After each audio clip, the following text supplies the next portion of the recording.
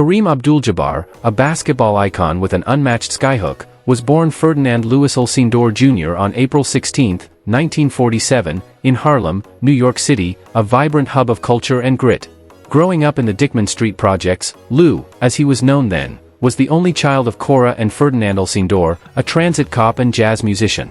By age 9, he stood 5 feet 8 inches, towering over classmates, and by middle school, he was dunking on playground rims, his lanky frame hinting at the 7-foot-2 titan he'd become.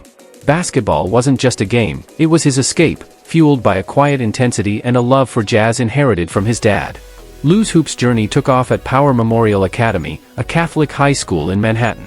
As a freshman in 1961-62, he dominated the JV squad, averaging over 20 points per game and leading them to an undefeated season.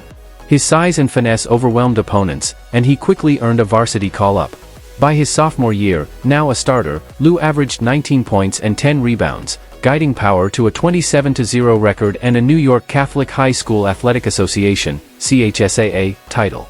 His graceful post moves and shot blocking turned heads, and he was named second-team All-City.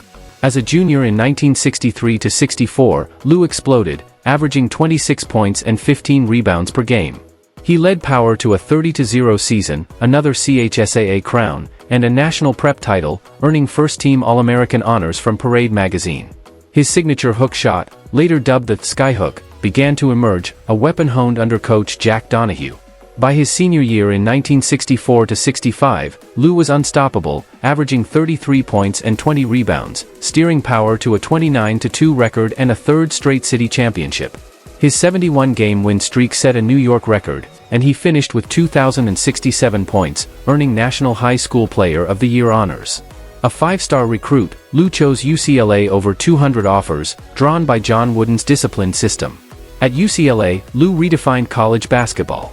As a freshman in 1965-66, NCAA rules barred him from varsity play, but he famously outscored the varsity squad 31-20 in a scrimmage.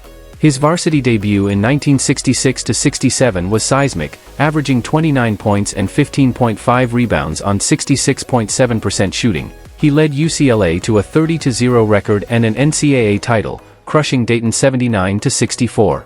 Named tournament MVP and first-team All-American, Lou's dominance prompted the NCAA to ban dunking, a rule dubbed the Alcindor Rule.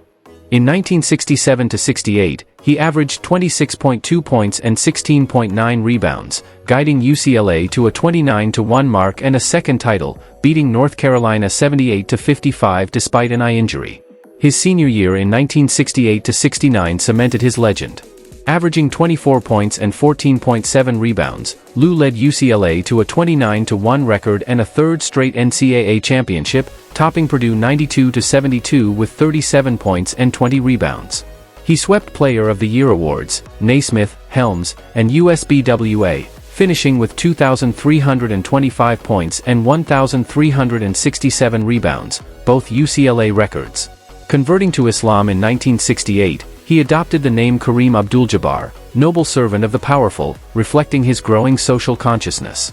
On April 7, 1969, Kareem was selected first overall by the Milwaukee Bucks in the NBA draft, turning down an ABA offer from the Nets. He debuted on October 18, scoring 29 points against Detroit, and averaged 28.8 points and 14.5 rebounds as a rookie, earning Rookie of the Year. In 1970-71, paired with Oscar Robertson, Kareem averaged 31.7 points and 16 rebounds, leading the Bucks to a 66-16 record and an NBA title, sweeping Baltimore 4-0. His 31-point Finals MVP performance at 24 made him a superstar. In 1971-72, Kareem averaged 34.8 points and 16.6 rebounds, winning his first MVP award as the Bucks went 63-19. He repeated as MVP in 1973-74, 27 points, 14.5 rebounds, but after 6 seasons and a 1974 Finals loss to Boston, he requested a trade, seeking a bigger market and cultural fit. On June 16, 1975, he joined the Los Angeles Lakers, beginning a dynasty. With the Lakers, Kareem's legend grew. In 1975-76, he averaged 27.7 points and 16.9 rebounds, earning his third MVP. After a few lean years, Magic Johnson's arrival in 1979 ignited Showtime. In 1979-80, Kareem averaged 24.8 points and 10.8 rebounds, leading the Lakers to a 60-22 record and a title over Philadelphia, earning his sixth MVP despite Magic's Finals MVP heroics. He averaged 26.2 points in the finals, clinching Game 5 with 40 points before a sprained ankle sidelined him. The 1980s cemented Kareem Abdul-Jabbar's legacy as the cornerstone of the Los Angeles Lakers dynasty, delivering 5 more championships with his unparalleled skyhook. In the 1981-82 season, he averaged 23.9 points and 8.7 rebounds per game, guiding the Lakers to a 57-25 record. In the finals, they faced Philadelphia's towering frontline, but Kareem's fluid post-play and defensive presence powered a 6-game victory, securing his 4th ring. His ability to dominate at both ends, even as he approached his mid-30s, made him the linchpin of Showtime, blending grit with the Lakers' fast-break flair. By 1984-85, Kareem, at 38, defied age with remarkable grace. Averaging 22 points and 7.9 rebounds, he anchored a 62-20 Lakers squad that stormed through the playoffs. Facing the Boston Celtics, a historic rival, in the finals, Kareem elevated his game, averaging 25.7 points, 9 rebounds, and 1.5 blocks per game across 6 contests. His commanding 30-point, 17-rebound effort in Game 2 set the tone, and LA's 4-2 triumph marked their first finals win over Boston since moving to Los Angeles. Kareem's brilliance earned him Finals MVP, his 5th championship ring, and a roaring affirmation that his skyhook remained a weapon without counter. The 1986-87 season brought another title, with Kareem averaging 17.5 points and 6.7 rebounds as Magic Johnson and James Worthy took larger roles.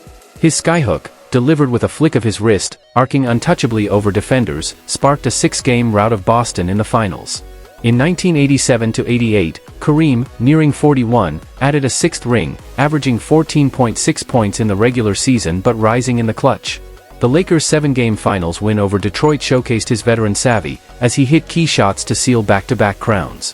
When he retired in 1989 after 20 seasons, Kareem held NBA records for points, 38,387, games played, 1,560, and MVPs, 6.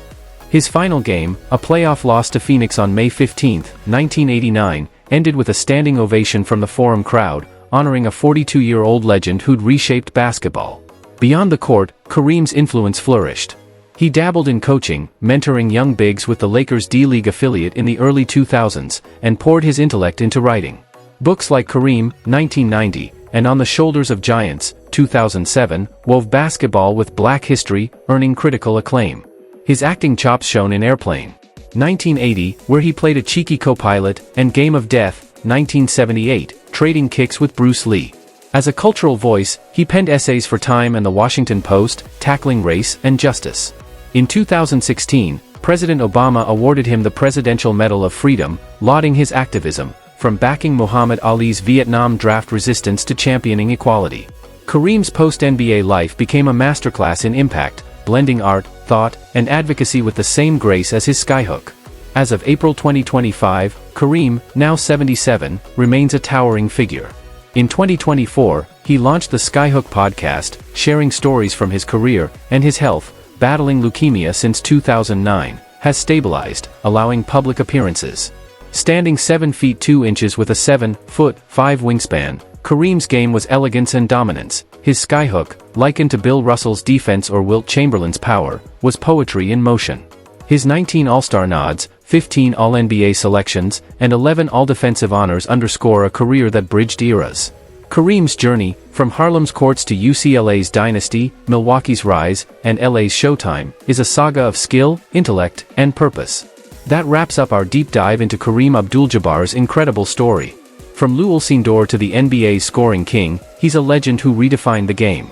Like, subscribe, and hit that notification bell for more basketball tales. Thanks for watching, and we'll see you next time.